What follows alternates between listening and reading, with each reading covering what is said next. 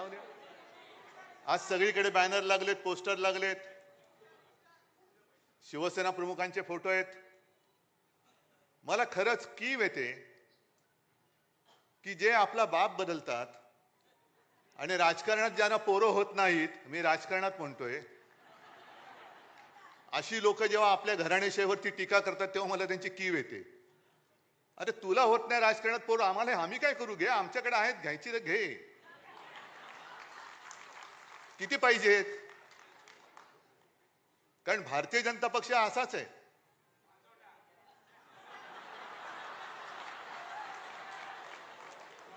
नाही, तुम्ही जो शब्द वापरला शिवसेना प्रमुखाने आणखीन वापरला असता पुढचा, पण ते सत्य आहे. आपण सत्य नाकारतो का कधी?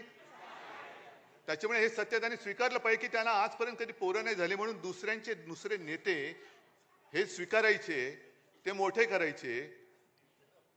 म्हणजे दुर्दैव असं की ज्या सरदार वल्लभभाई पटेलांनी संघावरची बंदी आणली होती, त्याच पटेलांना नेता म्हणून त्यांचा जगातला सर्वोत्तम म्हणजे सगळ्यात उंच पुतळा बांधण्याची पाळी यांच्यावरती आली. हे यांचं कर्तृत्व.